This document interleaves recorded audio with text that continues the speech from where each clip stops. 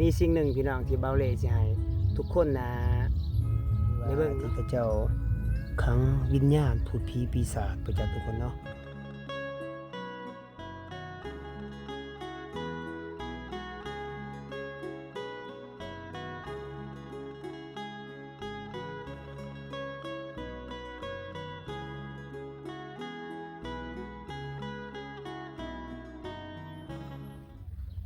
กับสบายดีเพื่อนพี่น้องเบิดสู่ผู้สุขคนเด้อท่านผู้ชมเนาะ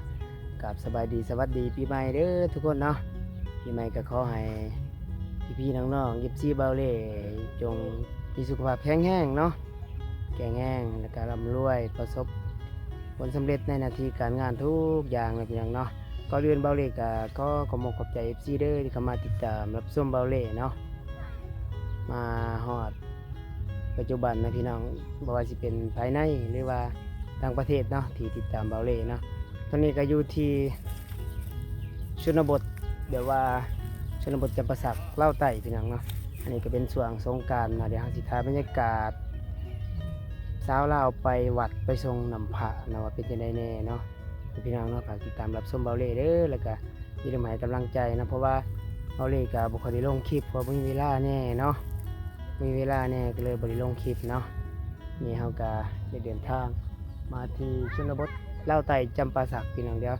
ถ่ายบรรยากาศหมู่บ้านให้เบิ่งแล้วก็สิพาพี่พาน้องไปเบิ่งวัดเนาะวัดทั้งจำปาสักแล้วก็เขาเจ้าเฮ็ดแบบว่าทรงน้ำพระเนาะเพราะว่าเป็น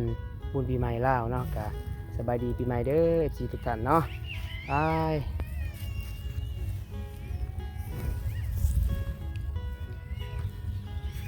นี่ก็เป็นบรรยากาศหมู่บ้านชนบทพี่น้องเนาะ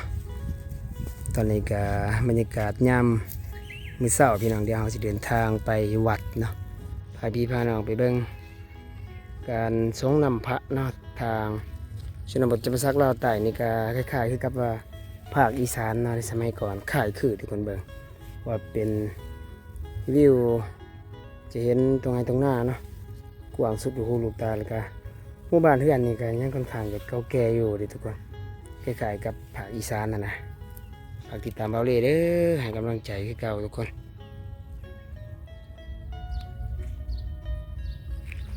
นี่น่าจะแม่นเต้าจุดทานข้าเจ้าเนาะเดี๋ยวพี่น้องเบิ่งนี่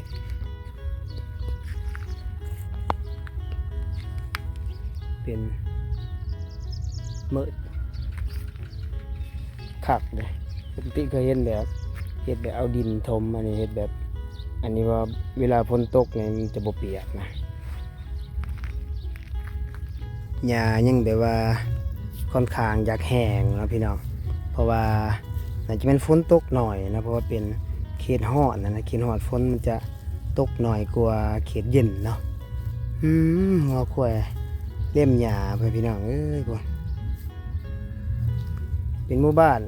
เบาเล่คิดว่าถ้าจะเทียบใส่ทางประเทศเพื่อนบ้านท่านอาจจะคล้ายกับภาคอีสานพี่น้องเบิ่งแล้วจะเป็นบริเวณบ้านเฮือนประชาชนนะแล้วก็ทางข้างจะมีทุ่งไร่ทุ่งนาแล้วก็ฤดูกาลใหญ่เห็นหน้ามันจะสบายติดกับหมู่บ้านพี่น้องหรือว่าแบบว่าลักษณะว่าฝนตกน่าจะจับกบจับเขียดน่าจะสบายพี่น้องเพราะว่ามันติดกับหมู่บ้านนั่นนะเดี๋ยวเบาเล่สิพยายามหาผู้สาวเด้ออยู่ในหมู่บ้านนี่น่าจะมีอยู่ดอกสาวโสดเนาะส่วนมากเบาเล่ก็สอบถามเขาเจ้าทางหมู่บ้านนี่เขาเจ้ามักไปเฮ็ดเวียกทางฝั่งไทยเพราะว่ามันใกล้ๆกับอุบลเลยพี่น้องจากนี้ไปน่าจะไปทางปากเสอันนี้เป็นจำปาสักเมืองสนะสมบูรณ์แขวงจำปาสักเนาะมันจะติดกับอุบลพี่น้องจะไปประเทศเพื่อนบ้านทางฝั่งไทยง่ายเนาะถ้าไปทางอุบลนี่มันจะไกลกว่าจะออกทางอุบลช่องเมฆเนาะถ้าไปทางมุกดาหารจะเลยขึ้นไปพุ่นไปทางสวรรณเขตเนาะจากนี้ไปน่าจะเราได้ลองจับ GPS อยู่ประมาณ300กว่ากิโลเนาะ400จังหวัดมุกดาหารเลยไปนี่ไปสวรรณเขตมุกดาหารเนาะแล้วก็เวียงจันทน์พี่น้องถ้าไปทางนี้จะไปทางเมืองโพนทอง จากนี้ไปกับประมาณ4-60กิโลแล้วก็เข้าเมืองพนทองแล้วก็ออกไปทางช่องเม็กด่านตมช่องเม็กเนาะมันจะใกล้กว่าถ้าว่าข้ามไปประเทศเพื่อนบ้านฝั่งไทยเนาะอย่างฝั่งไทยเฮานี่ก็ถ่ายบรรยากาศหมู่บ้านให้เบิ่งก่อนเด้อพี่น้องเนาะเบิ่งตะเวนกำลังขึ้นพี่น้องแล้วก็สิเดินทางไปวัดพุ่นแหละน่าจะพออยู่ดอกผู้สาวนะพี่น้องเนาะเบาเลยกาไปลงคลิปโดนพี่น้องกา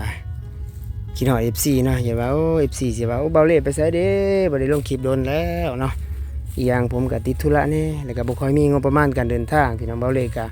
เฮ็ด YouTube ก็ยอดวิวบ่ค่อยดีเพราะว่าบ่ฮู้ว่าเป็นหยังนะบ่ฮู้ FC ให้ไปไสเด้ก็ฝากเข้ามาให้กำลังใจเด้อเข้ามาคอมเมนต์เนาะ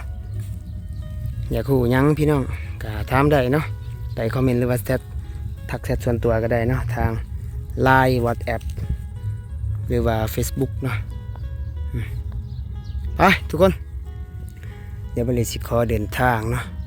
กินข้าวกินน้ำแล้วหมดละเดินทางไปในวัดสิเป็นยังไงแต่ว่าบางบอนก็สิได้ปิดเสียงไว้เด้อเพราะว่าเขาจะเปิดเพลงเนาะช่วงสงกรานต์ปีใหม่เพราะว่าอย่ามันติลิขสิทธิ์นะติลิขสิทธิ์เพียงมันเป็นวัดทุนพวกคิดแต่หลังคาเนาะเป็นวัดบ้านเขาเจ้าเดี๋ยวบริขออนุญาตซูมให้พ่อพี่น้องเบิ่งมองนั้นเนาะจะเป็นหญ้ายังแบบว่าค่อนข้างอยากแห้งเนาะพี่น้องเพราะว่าน่าจะเป็นฝนตกหน่อยนะเพราะว่าเป็นเขตร้อนนะเขตร้อนฝนมันจะตกหน่อยกว่าเขตเย็นเนาะหัวควาย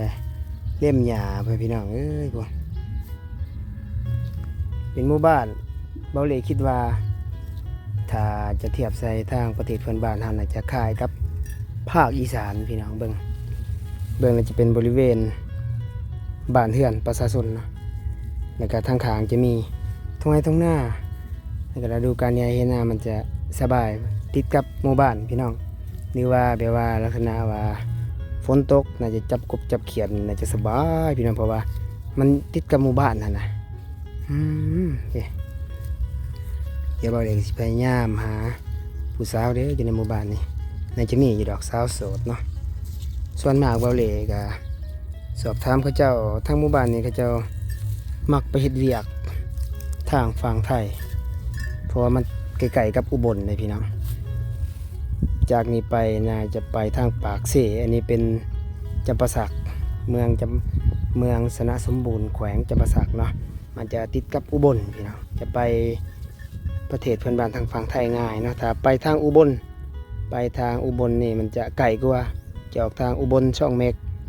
เนาะถ้าไปทางมุกดาหารจะเลยขึ้นไปพุ่นไปทางสวรรณเขตเนาะจากนี้ไปน่าจะเราได้ลองจับ GPS อยู่ประมาณ300 กว่ากิโลเนาะ400จังหวัดมุกดาหารเลยไปนี่ไปสวรรณเขตมุกดาหารเนาะแล้วก็เวียงจันทน์พี่น้องถ้าไปทางนี้จะไปทางเมืองโพนทองจากนี้ไปกับประมาณ4-60กิโลแล้วก็เข้าเมืองโพนทองแล้วก็ออกไปทางช่องเม็กด่านตมช่องเม็กเนาะมันจะใกล้กว่าถ้าว่าข้ามไปประเทศเพื่อนบ้านฝั่งไทยเนาะอย่างฝั่งไทยเฮานี่ก็ถ่ายบรรยากาศหมู่บ้านให้เบิ่งก่อนเด้อพี่น้องเนาะเบิ่งตะเวนกำลังขึ้นพี่น้องแล้วก็สิเดินทางไปวัดพุ่นแหละน่าจะพออยู่ดอกผู้สาวนะพี่น้องเนาะเบาเลยกาไปลงคลิปโดนพี่น้องกาคิดหอด FC เนาะอย่าว่าโอ้ FC สิว่าโอ้เบาเลยไปไสเด้บ่ได้ลงคลิปโดนแล้วเนาะอีกอย่างผมก็ติดธุระแน่แล้วก็บ่ค่อยมีงบประมาณการเดินทางพี่น้องเบาเลยกาเฮ็ด YouTube ก็ยอดวิวบ่ค่อยดีเพราะว่าบ่ฮู้ว่าเป็นหยังนะบ่ FC ให้ไปไสเด้ก็ฝากเข้ามาให้กำลังใจเด้อเข้ามาคอมเมนต์เนาะอยากฮู้หยังพี่น้องก็ถามได้เนาะใต้คอมเมนต์หรือว่าทักแชทส่วนตัวก็ได้เนาะทาง LINE WhatsApp หรือว่า Facebook เนาะไปทุกคนเดี๋ยวไปเลยสิขอเดินทางเนาะกินข้าวกินน้ำแล้วหมดละเดินทางไปในวัดสิเป็นยังไงแต่ว่าบางบอนก็สิได้ปิดเสียงไว้เด้อเพราะว่าเขาจะเปิดเพลงเนาะช่วงสงกรานต์ปีใหม่เพราะว่าอย่ามันติลิขสิทธิ์นะติลิขสิทธิ์เพียงมันเป็นวัดทุนพวกคิดแต่หลังคาเนาะเป็นวัดบ้านเขาเจ้าเดี๋ยวบริขออนุญาตซูมให้พ่อพี่น้องเบิ่ง มองนั้นเนาะจะเป็นก็จะอยู่แบบยังดังเดิมอยู่บ้านนี้เนาะถือว่าสุดยอดพี่น้องเป็นหมู่บ้านแบบชนบทดังเดิมเลยแต่เป็นไก่ขึ้นจะเห็นบรรยากาศท้องไร่ท้องนางัวควายพี่น้องแบบนี้อ่ะขอเดินทางเด้อพี่ๆน้องๆเนาะเกียมโตวไปวัดพุ่นแหละพาพี่พาน้องไปเบิ่ง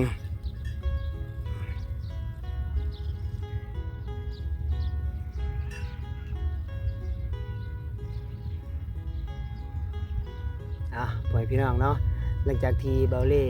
ไปถ่ายทำหมู่บ้านให้เบิ่งเนาะได้เห็นหลายสิ่งหลายอย่างพี่น้องคล้ายๆกับภาคอีสานทางฝั่งไทยเมื่อประมาณ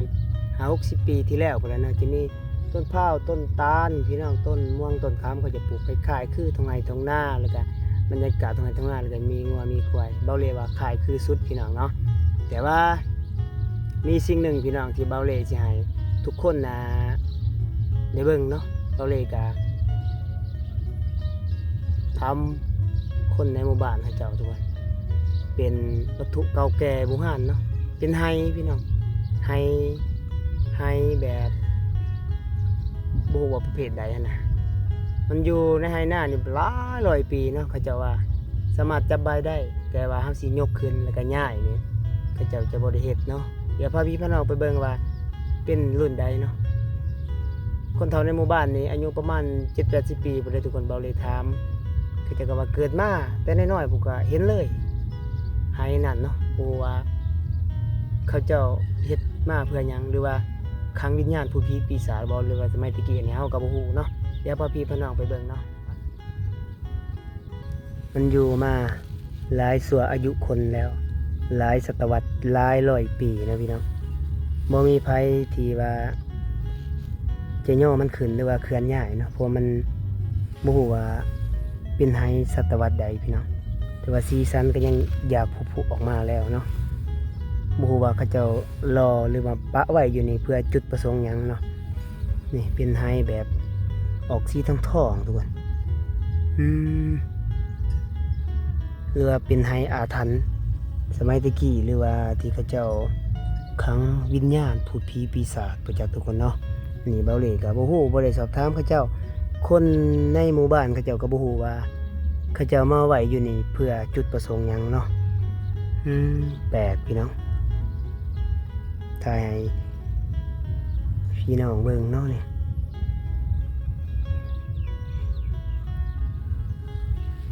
นี่แหละไอ้พ่อแม่พี่น้องพิจารณานำกันเนาะว่ามันคือให้แบบประเภทใดเขาเจ้าบ่ฮู้ว่าไว้อยู่นี่เพื่อจุดประสงค์หยังเนาะหรือว่าไว้แต่กี้แต่ก่อนเขาน่าจะแบบว่าตามที่เบาเล่เดานะทุกคนน่าจะมีแบบว่าผ้าปิดแล้วเพราะว่ามันอยู่มาหลายร้อยปีแล้วตามเบาเล่คิดส่วนตัวทุกคนนะมันจะแบบว่าผุพังนะเนาะแต่ว่าด้านในก็บ่ได้มีหยังเลยทุกคนถ่ายให้ทุกคนเบิ่งนี่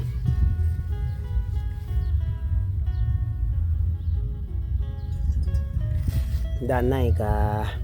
บ่ได้มีหยังเป็นแบบว่างเปล่าเนาะอันนี้แหละอยากให้ทุกคนแบบว่าช่วยคอมเมนต์พิจารณาเนาะถ้าว่ามี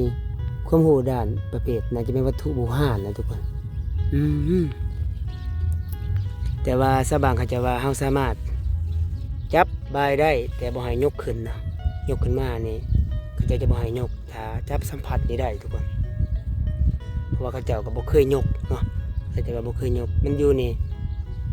ได้ร้อยปีแล้วทุกคน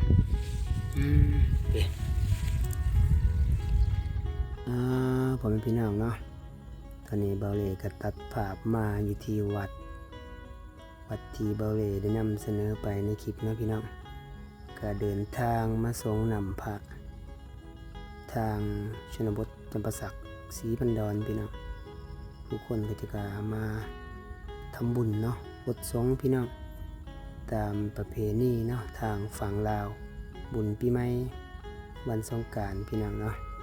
ก็จะมีผู้คนหลายๆสิเป็นเด็กน้อยหรือผู้ใหญ่นะก็จะมาบทสงฆ์มาเอาบุญนำกันเพื่อนพี่น้องเนาะว่าอยู่ทางฝั่งไทยหรือต่างประเทศพูดแหละเนาะ สหรัฐนี่ก็ตัดภาพมาเนาะเบาเลยก็ขออนุญาตฝากเป็นเสียงเอาเด้อเพราะว่ามันมีเสียงรบกวนหลายพี่น้องส่วนมากก็ผู้คนแบบว่าที่ได้มานะเขาเจ้าส่วนร้ายเขาเจ้ามาแต่ทางฝั่งไทยเนาะเขาจะมาแต่เพราะว่าส่วนร้ายเขาจะไปเฮ็ดเวียกนะไปเฮ็ดเวียกทางฝั่งไทยแบบว่าเวลาวันสงกรานต์แบบนี้เขาจะมาบ้านมาลินนะพี่น้องเนาะมาสมมาพ่อแม่หรือก็มาทำบุญแน่เนาะก็ตามบ้านนอกบ้านนาพี่น้องส่วนร้ายกับแบบนี้แหละก็จะได้กลับมาบ้านพี่น้องเนาะเนื่องจากว่าบางคนก็ไปเฮ็ดเวียกนะคือบางคนนั่นแหละก็น่าสิเคยว่าไปเฮ็ดเวียกอยู่ทางไกลๆเนาะแล้วก็ฮอดช่วงสงกรานต์ปีใหม่ก็ได้กลับมาบ้านนะก็ฝากติดตามเบาเล่เด้อให้กำลังใจเนาะกำลังใจเบาเล่คือเก่าทุกคนเบาเล่ก็บ่ได้สู่ลงคลิปเดี๋ยวเราสิไปยามถ่ายเนาะฝากติดตามเด้อ